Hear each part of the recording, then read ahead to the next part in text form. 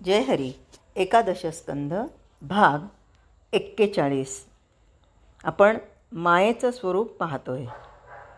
ज्या विश्वशक्तीनं माणसाच्या मनावर झापड येऊन त्याला दृश्य सर्वस्वी खरं वाटतं, ती देखील भ्रांती निर्माण करणारी मायाच होय.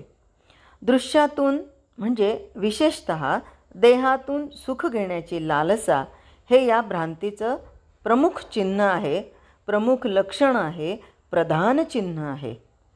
तिच्या पोटी काय काय आहे?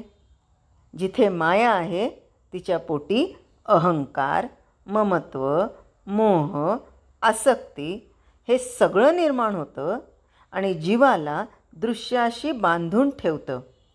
आणि याचंच वर्णन नाथ महाराजांनी इथं केलं आहे. नाथ महाराज सांगतात, माया म्हणजे या, जिला मुळी अस्तित्वच नाही तिचं नाव माया. मायेला अविद्या म्हणतात. विद्यमान नसणारी ती अविद्या. म्हणून अविद्या या नावानं ब्रह्मज्ञानी पुरुषांच्या अनुभवावरून शास्त्र मायेला हाक मारतात. जेव्हा एखादा ब्रह्मज्ञानी पुरुष मायेच्या बाबतीत बोलतो ना, तेव्हा तिला माया नाही म्हणत. मग तिच्याबद्दल सांगताना काय म्हणतो? अविद्या.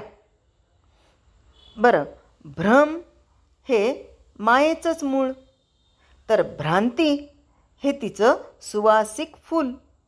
तसंच दृश्याच्या रसानं निरंतर भरलेली भूल हे तिचं ताजं रसाळ फळ.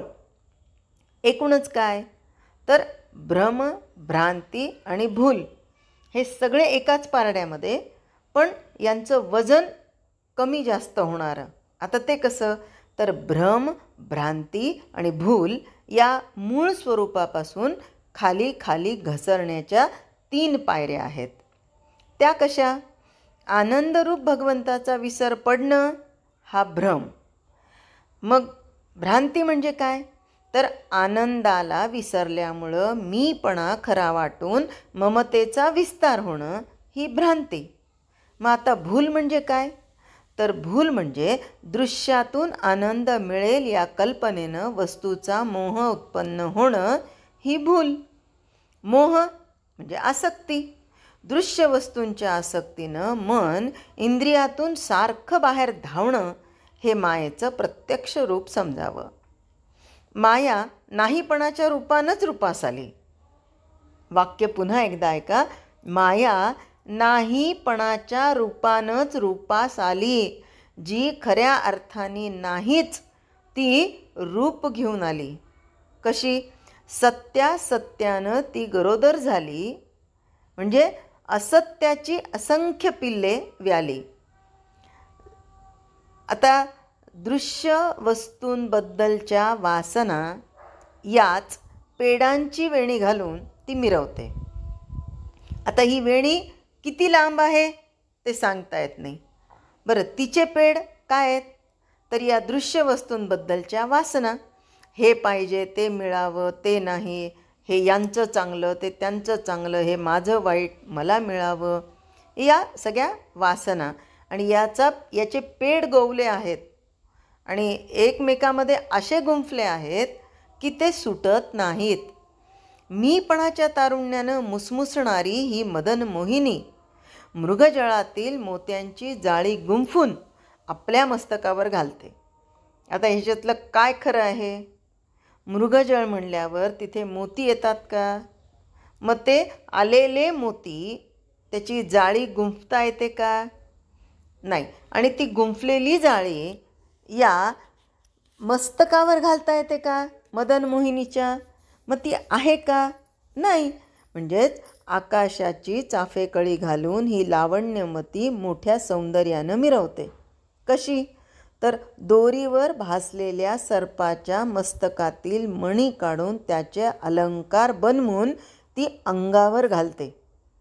आता याला रूपक किंवा याला उपमा कशा दिलेल्या आहेत बघा. आणखीन उदाहरण दिलं कशाचं? शिंपीवर भासणाऱ्या रूपाचे पैंजण घालून छुमछुम वाजवत फिरते. शक्य आहे का? नाही. आणि सशाच्या शिंगांच्या पादुका घालून चालते. सशाला शिंग आहेत का? नाही. मग नसणाऱ्या शिंगांच्या पादुका तयार करता येतात का?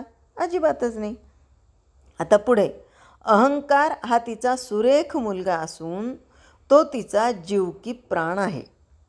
आपला वंशविस्तार व्हावा म्हणून माया ठिकठिकाणी ममता रूप कन्या व्याली, म्हणजे तिने ठिकठिकाणी ममता रूप कन्येला जन्म दिला आणि तिने अनेक देहात मोह उत्पन्न करून त्याला घर जावई केला.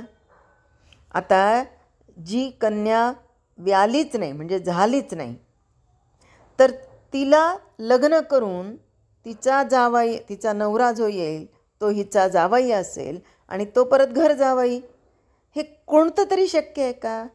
हे सगळं अशक्य आहे. म्हणून अशा प्रकारे अहम, मोह, ममता यांच्या संगमानं हे विश्व आपोआप विस्तार पावलं असं म्हणलं तर हे तरी खरं वाटेल का? स्थूलाच्या किंवा दृश्याच्या बळावर ममता आपला विस्तार करत राहते. कशी?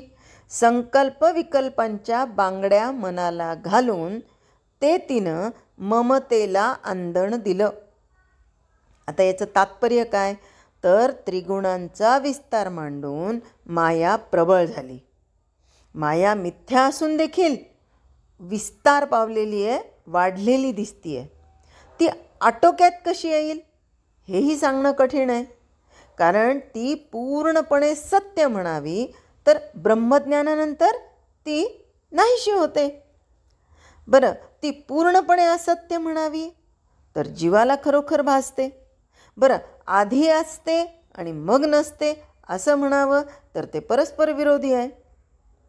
आणि म्हणून ज्याप्रमाणे मृगजळ डोळ्यांना दिसतं म्हणून त्याच्या आहेपणाचं ज्ञान होतं, परंतु ते मृगजळ पूर्ण मिथ्या असतं, त्याचप्रमाणे शुद्ध स्वरूपात इंद्रियांना हे विश्व भासतं, परंतु ते मिथ्या असतं.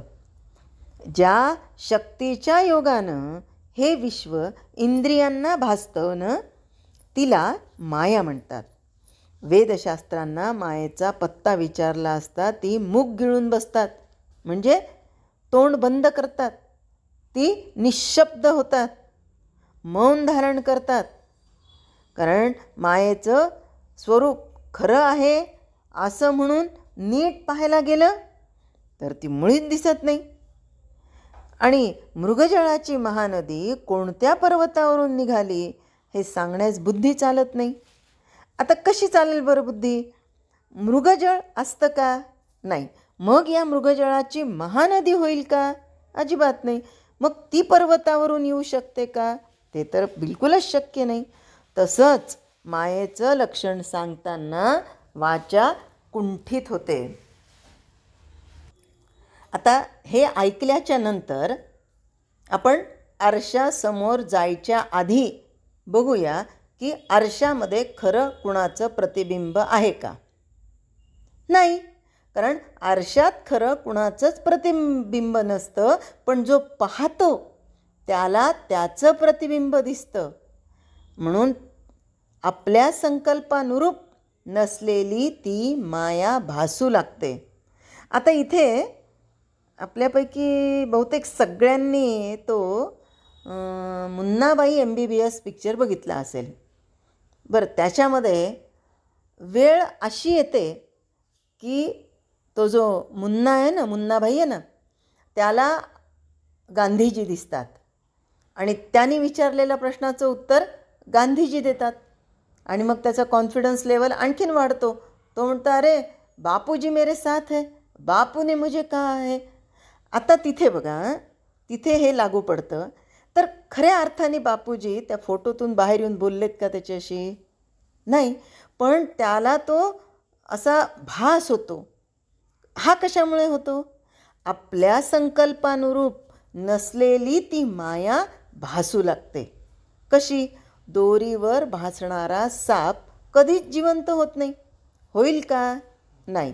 परंतु एखादा जर म्हणाला की अहो दोरीवर भासणारा साप मी जिवंत धरला, अहो त्याची मौज तर बघायला चला, तर त्याचं बोलणं अत्यंत लटकं समजावं, म्हणजे अत्यंत खोटं बालिश आणि ज्याला काहीही अर्थ नाही असं समजावं.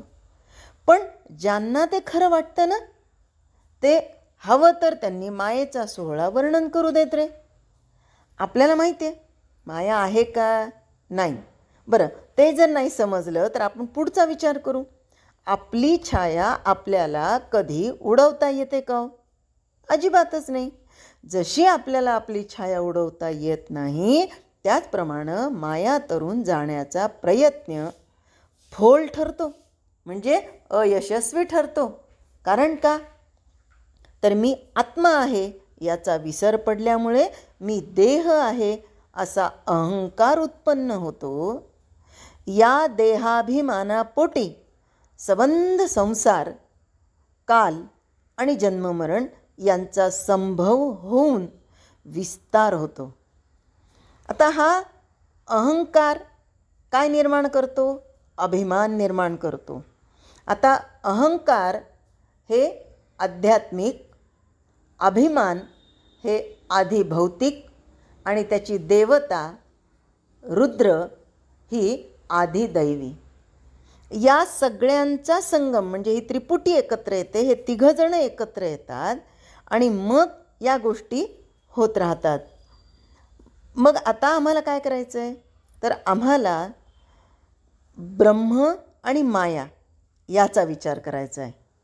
मग आता जसं की वास्तविक मृगजळातील मासे ज्याप्रमाणे कधी नव्हतेच, त्याचप्रमाणे शुद्ध ब्रह्मस्वरूपात प्रपंच कधी नव्हताच आणि नाही आणि पुढेही नसणार.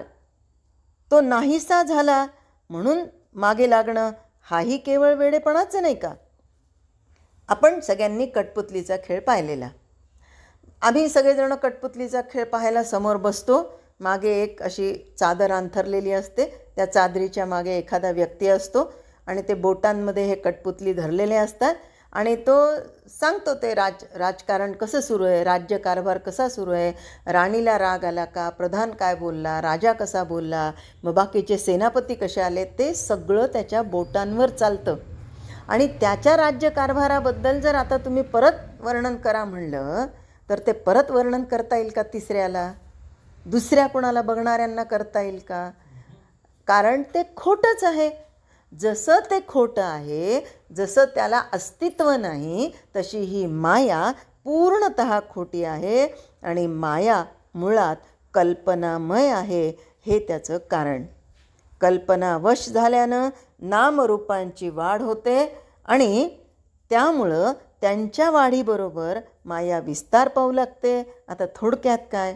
तर आपली कल्पना हीच खरी माया समजावी. जी जी आपण कल्पना करू ती ती माया आहे. आपल्या अंतःकरणातील आशा म्हणजे ही मायाच. आणि या कारणानं जो मनुष्य नेहमी संपूर्णपणे निरीच्छ असतो, म्हणजे त्याला कोणत्याही गोष्टीची इच्छाच निर्माण होत नाही, तो मायामुक्त होतो आणि पूर्णपणे भगवंताला आवडतो. जय हरी.